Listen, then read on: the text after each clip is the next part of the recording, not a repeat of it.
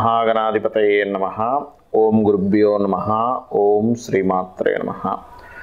పరమేశ్వర స్వరూపమైనటువంటి జ్యోతిష, వాస్తు మరియు ఇతర అనేకమైనటువంటి శాస్త్రములను మనకు అందించినటువంటి మహర్షులకి నమస్కారం.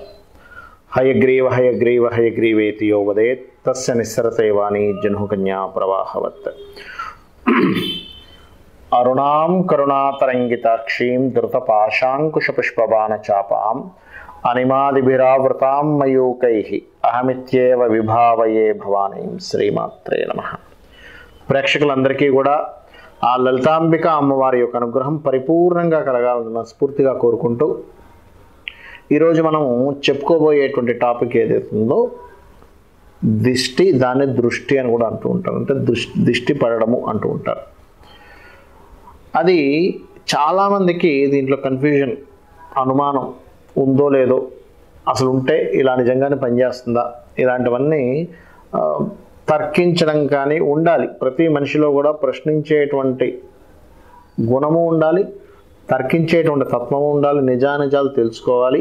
అప్పుడే మనిషి మేధావిగా మారుతాడు. అందులో శాస్త్రం, నిజంగా శాస్త్రంలో ఇది ఉందా, దిష్టి అనేటువంటిది ఉందా, మరి లేకుండా ఇది ఏమైనా ప్రాచుర్యంలోకి వచ్చిందా, అసలు ఉందనడానికి దీనికి ఏదైనా మనకు ఆధారం ఉందా అంటే ఒక చిన్న ఎగ్జాంపుల్ చెప్తాను చూడండి.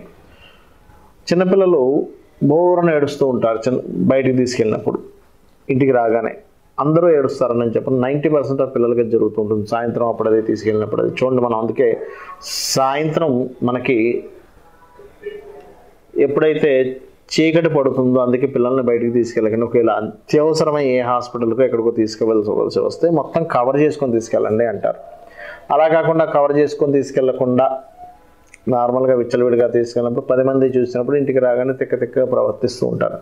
అలాంటి సమయంలో మీ అందరికీ గుర్తుంటుంది, నానమ్మలు, అమ్మమ్మలు లేదా తల్లికి కూడా ఆ విధి విధానం తెలిస్తే దిష్టి తీసేయగానే మరి అప్పటి వరకు బోరను ఏడుస్తున్నటువంటి ఆ పాప కావచ్చు, బాబు కావచ్చు, ఒక్కసారిగా కామ్ డౌన్ అవుతారు. అంటే తగ్గించుకుంటారు వాళ్ళ ఏడుపు కానీ, వాళ్ళు దుఃఖపడుతున్న విధానం కానీ అర్థం కాని ఒక స్థితిలో ఉన్నటువంటి పిల్లలు కూల్ అవ్వడం జరుగుతుంటుంది. ఎందుకు అవుతుంది అది అంటే ఆ నెగటివ్ ఎనర్జీ అది ఎలా ఏర్పడుతుంది, మనకి చుట్టూ ఆరా అనేటువంటిది ఉంటుంది. ఆ ఆరా అనే సంబంధంతో ఈ దృష్టి అనేటువంటిది పడుతూ ఉంటుంది. అయితే మీకు ఇక్కడ సందేహం కలగచ్చు, అదేంటండి పడుతుందా, నిజంగానే ఒక కంట్రోల్ చేసేటువంటిది ఉంటుందా అంటే చిన్న ఎగ్జాంపుల్, మ్యాగ్నెట్ ఉంది మన దగ్గర. మ్యాగ్నెట్ ఎక్కడో పలానా కొంత దూరంలో ఉన్నటువంటి ఒక ఇనప వస్తువుని కదపగలుగుతుందిగా, దాని పక్క నుంచి తీసేయడం అది మూవ్ అవుతుంది కదా. అంటే ఏంటి, మన కంటికి కనబడకుండా ఒక్కొక్క దానికి ఒక్కొక్క ఎనర్జీ ఉంది. ఇప్పుడు అంతదాకా కిందకి మనం ఫోన్ మాట్లాడుకుంటున్నాము, ఎక్కడో ఉన్న వ్యక్తితో మనం తరంగాలు గాలిలో నుంచి వచ్చి మన ఫోన్ నుంచి టవర్కి నుంచి సిగ్నల్కి, మన శాటిలైట్ నుంచి మళ్ళీ టవర్కి, ఆ వ్యక్తి దగ్గరికి ఎలా ప్రయాణం చేస్తున్నాయి అంటే గాలిలో ప్రయాణం చేసేటువంటి తరంగాలు ఉన్నాయి, గాలిని పట్టేటువంటి శక్తి ఉంది.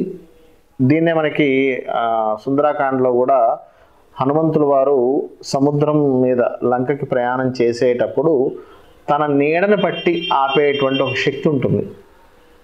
మీరు చూసే ఉంటారు. ఆ సుందరాకాండ చదివిన వాళ్ళందరికీ కూడా ఆ యొక్క అనుభవం తెలుస్తుంది. అంటే ఏమిటి, మనిషిని డైరెక్ట్గా ముట్టుకోకుండా పట్టేటువంటిది, కంట్రోల్ చేసేటువంటిది ఒక శక్తి ఉంది.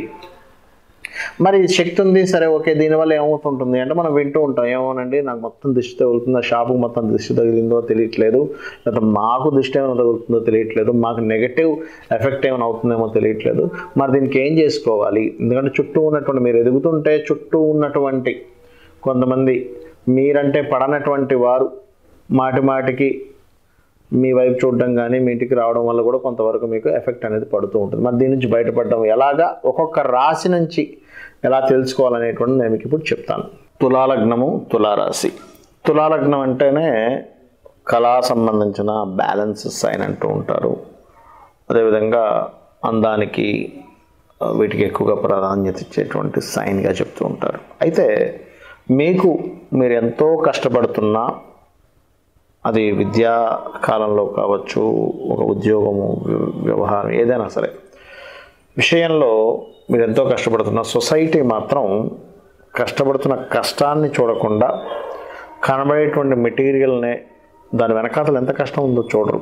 BMW కారులో దిగిన వ్యక్తికి అబ్బా BMW ఎలా కొనుక్కున్నాడో, ఏదో చేసి కొనుక్కొని ఉంటాడులే అనే భావనే కానీ దాని వెనకాతలు ఎంత శ్రమ ఉంది అనేటువంటిది ఎవరు చూడరు. నెగిటివ్గా చూడడం, నెగిటివ్గా ఆలోచించడం ఇది ఎక్కువైపోయింది సమాజంలో. మరి దీనికి ఏం చేయాలి?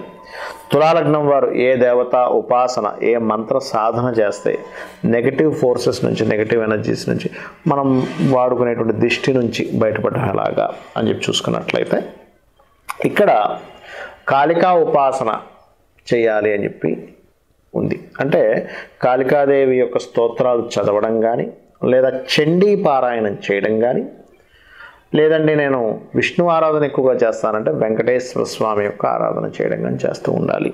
దీంతోపాటు నెగటివ్ ఫోర్సెస్ని తగ్గించుకోవడానికి పర్టికులర్గా మీరు గోవుకి ఏం చేస్తారంటే గోధుమ రవ్వ ఉంటుంది, చక్కగా గోధుమ రవ్వ తీసుకొని దాన్ని నానబెట్టాల్సిన పని లేదు. గోధుమ రవ్వ ఆదివారం నాడు తినిపించండి. అలాగే అరటికాయలు ఉంటాయి, అరటికాయలు సన్నగా తురిమి అరటికాయలు తినిపించండి. ఈ రకంగా కనుక మీరు చేసినట్లయితే ఏమవుతుందంటే ఇది కేవలం ఇదేదో నెగిటివ్ ఎనర్జీని తగ్గించడానికి మాత్రమే కాకుండా మీ జన్మజాతకాల్లో ఒక్కొక్కసారి ఏమవుతుంటుంది, మనం దిష్టి వల్ల అనుకుంటాం కానీ ఒక్కోసారి దశ వల్ల జరుగుతూ ఉంటుంది. ఒక్కోసారి మనం దశ వల్ల అనుకుంటాం కానీ దిష్టి వల్ల జరుగుతుంది, లేదా నెగిటివ్ ఎనర్జీ వల్ల జరుగుతూ ఉంటుంది. ఏది ఏమైనప్పటికీ కూడా ఈ నామస్మరణ మరియు ఈ గోసేవలో గోవుకి అరటికాయలు మరియు గోధుమ రవ్వ తినిపించడం ద్వారా మీకున్నటువంటి పూర్వజన్మ కర్మ ఏదైతే ఉందో అది ఒక నెగిటివ్ ఎనర్జీలో మీ దగ్గర మీరు చేసే పనులకు ఆటంకం కలుగుతున్న దానికి క్లియర్ అవుతుంది. అయితే ప్రత్యేకంగా ఆటంకం కలుగుతున్నాయండి ఏ పని చేసినా అన్నప్పుడు దట్ ఈస్ డిఫరెంట్. గణపతి ఆరాధన చేయాలి. అయితే కొంతమందికి ఏమవుతుందంటే ఈ తులాలగ్నంలో జన్మించిన వారికి లగ్నంలో కేతువుతో పుడితే మటుకు ఖచ్చితంగా గణపతి ఆరాధన చేయాలి, గుర్తుపెట్టుకోండి. అలా కాకుండా అంటే రకరకాల గ్రహాలను బట్టి చెప్తూ వచ్చారు. లగ్నంలో కుజుడు ఉంటే ఎక్కువ కుమారస్వామి ఆరాధన చేయాలని, కేతు ఉంటే గణపతి ఆరాధన చేయాలని, ఈ రకంగా. అయితే ఇక్కడ పర్టికులర్గా ఎప్పుడైనా అందరూ శుభగ్రహం అనుకుంటూ ఉంటాం, ఏది గురుగ్రహాన్ని. శుభగ్రహం కాదని కాదు, కానీ కొన్ని లగ్నాలకు పాప సంబంధం కూడా ఫలితం ఇస్తూ ఉంటాడు. అలాంటప్పుడు ఒకవేళ మీకు ఉదాహరణకి గురువు ఉన్నాడు అనుకోండి లగ్నంలో, అలాంటప్పుడు మీరు చేయాల్సింది మాత్రం దత్తాత్రేయుని చేసుకోవాలి. బికాజ్ ఆఫ్ శుభుడే, కానీ వ్యతిరేక లగ్న సంబంధించినప్పుడు అప్పుడు ఆ శుభత్వం ఇవ్వాలని రూల్ లేదు. ఎలా అంటే ఇప్పుడు 2 పార్టీలు ఉన్నాయనుకోండి, వ్యక్తిగతంగా ఆ వ్యక్తి మంచివాడై ఉంటాడు, కానీ అవతల పార్టీ వాళ్ళు చేసే ప్రతి తప్పుని ఎలా అయితే ఎత్తి చూపిస్తూ వాళ్ళకి ఫేవర్గా ఉండకుండా ఎలా ఉంటారో, ఇది కూడా లగ్నం నుంచి ఆధిపత్యాలు కానీ ఆ ఆధిపత్యాల్లో కూడా ఒక్కొక్కసారి స్వంత గ్రహం అంటే స్వగ్రహ సంబంధం అంటే ఆ లగ్నానికి శుభుడైనటువంటి గ్రహమే ఒక్కోసారి మంచి ఫలితాలు కూడా ఇవ్వదు. అది ఎలాగంటే స్పాయిల్ అవ్వడం వల్ల. కాబట్టి మీరేం చేస్తారంటే మీరు నేను చెప్పినటువంటి పరిహారం చేసుకోండి, నిత్యము సూర్య నమస్కారాలు కూడా చేసుకోండి, ఖచ్చితంగా మీకు బాగుంటుంది. అయితే ఇక్కడ కొంతమంది అడుగుతూ ఉన్నారు నన్ను, ఈ దిష్టి వల్ల వచ్చే నష్టాలు ఏమిటండి అని చెప్తాను చూడండి. చిన్నపిల్లలకైతే వాళ్ళకి తెలియకుండానే చాలా అనీజీగా ఉంటారు, అందుకే ఏడుస్తూ ఉంటారు. వాళ్ళు వ్యక్తపరిచేటువంటి భాష ఒకటే ఏడుపు, అంతే.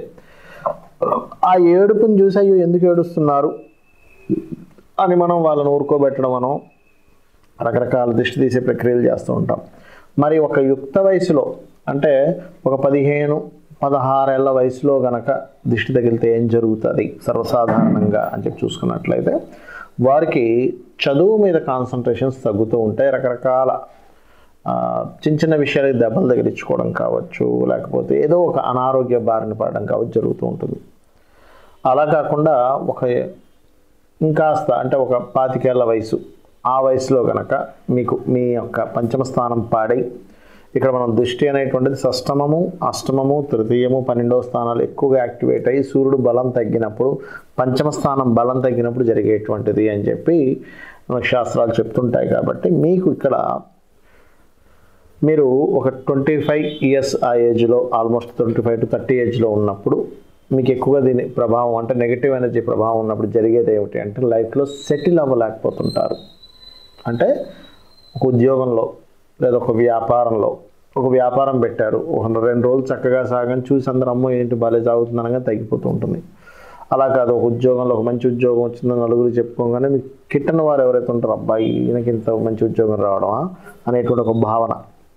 అలాంటప్పుడు శాస్త్రం చెప్తుంది మీ పంచమాధిపతిని చేసుకోవడమే. అలాగే అంటే ఇది అందరికీ తగలని రూల్ లేదు, బాగా అర్థం చేసుకోండి. ఇది కేవలం రవి యొక్క స్థానము పంచమ స్థానం వీక్గా ఉన్న వాళ్ళకి నేను ఇందాక చెప్పినటువంటి రూల్ ఏమిటి అంటే ఈ దశలు నడుస్తున్నప్పుడు మాత్రమే గుర్తుపెట్టుకోండి.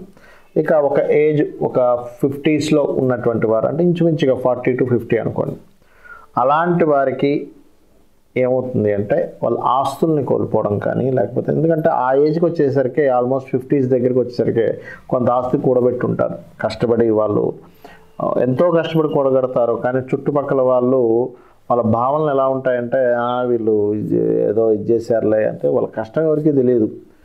తెలివితేటలతో కష్టపడడం కావచ్చు, శ్రమించి కావచ్చు, వాళ్ళు ఏదో ఒక ఆస్తి ఇంత రాత్రి పగలు కష్టపడితే చుట్టూ ఉండే వాళ్ళ స్థితి అలా ఉంటుంది. కాబట్టి పొరపాటును కూడా మీరు గుర్తుపెట్టుకోండి. చిన్నప్పుడు అంటే ఇవన్నీ ఎందుకు చెప్తున్నా అంటే చిన్నపిల్లడిగా ఉన్నప్పుడు ఎక్కువగా ఎక్స్పోజ్ చేయకండి పిల్లల్ని. ఒక ఏజ్లో బాగా చదువుతున్నప్పుడు కూడా ఎక్కువగా ఎక్స్పోజ్ చేయకండి. అద్భుతంగా చదువుతున్నాడు. అందుకే చాలామంది తల్లిదండ్రులు అంటుంటారు మా వాడు బాగా చదివేవాడండి ఎందుకు ఈ మధ్య చదవట్లేదు అంటే వాడికి నెగిటివ్ ఎనర్జీ ఫామ్ అయింది. ఒక ఏజ్ వచ్చేసరికి మీరు చేసేటువంటి బిజినెస్ ప్లానింగ్స్ కానీ మీరు చేసేటువంటివి కానీ ఎక్స్పోజ్ ఎక్కువగా చేయకండి. ఎందుకంటే ఎక్స్పోజ్ ఎక్కువగా చేస్తే అది కూడా ఒక రకమైనటువంటి నెగిటివ్ ఎనర్జీని ఫామ్ చేస్తూ ఉంటుంది.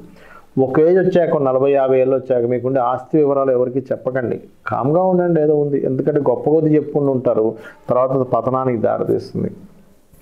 ఎండింగ్స్లో ఆల్మోస్ట్ 60s, 70s, 80sలో ముఖ్యంగా ఇక్కడిది ఆరోగ్యం మీద ఎక్కువగా ప్రభావం చూపిస్తూ ఉంటుంది. అందుకని మీకు పాతకాలం వాళ్ళు చూసినట్లయితే వాళ్ళు తినేటప్పుడు చాటుగా తినేవారు. ఎందుకు అరే ఇంత ఏజ్ వచ్చేసిందా ఇంత చక్కగా తింటున్నాడా అంటే అయిపోయింది అక్కడ క్లోజ్. కాబట్టి ఏంటంటే ఇవి కొంచెం పాటించాలి. ఇక్కడ ఏంటంటే మీరు అర్థం చేసుకోవాల్సినటువంటిది ఇది ఒక సైంటిఫిక్ కోణంలో ఆలోచించండి. ఇదేదో మూఢనమ్మకమనో లేకపోతే ఇంకోటి ఏదో కాదు. శాస్త్రం ఏం చెప్పినా కూడా దానికి ఒక ఆధారం ఉంది. ఎలాగా అంటే మీరు దృష్టి తీయగానే తగ్గుతుందిగా ఒక ఆధారం. రెండవది మీరు గమనించండి, గుమ్మడికాయ కడతాం ఇంటికి. గుమ్మడికాయ కట్టినప్పుడు ఆ ఇంటికి ఏమవుతుందంటే ఫస్ట్లో 2-3 సార్లు మొదటిసారి రెండోసారి మూడోసారి తొందరగా కుళ్ళిపోతుంది, గమనించండి. తర్వాత అది ఇంకా తొందరగా కుల్లదు. ఎందుకు? ఆ నెగిటివ్ ఎనర్జీ వెళ్ళిపోయింది అక్కడ. అందరి జీవితాల్లో జరుగుతుంది, మీరు అబ్జర్వ్ చేయొచ్చు. ఉందా లేదా దిష్టి ఉందా లేదా చెప్పడానికి ఇది ఒక పెద్ద ఉదాహరణ. అలాగే మరొకటి ఏంటంటే ఇది ఏదైతే గుమ్మడికాయ కట్టే ప్రక్రియ కూడా చాలామంది నన్ను అడుగుతుంటారు ఎన్నిసార్లు కట్టాలి, ఎప్పుడు కట్టాలని. మీరు ఎప్పుడైనా గుమ్మడికాయ కట్టేటప్పుడు మీకు దగ్గరలో ఆంజనేయ స్వామి ఆలయం ఉన్నట్లయితే ముందు రోజు నైట్ అక్కడ ఉంచి గర్భాలయంలో ఉంచి తీసుకొచ్చి కట్టండి. భగవత్ సంబంధించిన ఎనర్జీ కూడా దానికి ఫామ్ అవుతుంది.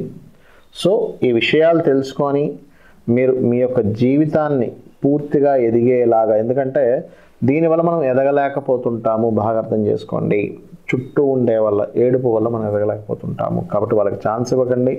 అమ్మవారి పాదాలని ఆశ్రయించండి, అమ్మవారిని భగవంతుని తలుచుకోండి. భగవంతుని మీ స్వశక్తితో మీరు ఎదుగుతూ భగవత్ సాధన చేస్తూ ఉండండి. ఖచ్చితంగా మీరు అన్ని విధాలు ఎదగాలని ఎదుగుతారని కోరుకుంటూ శ్రీమాత్రే నమః.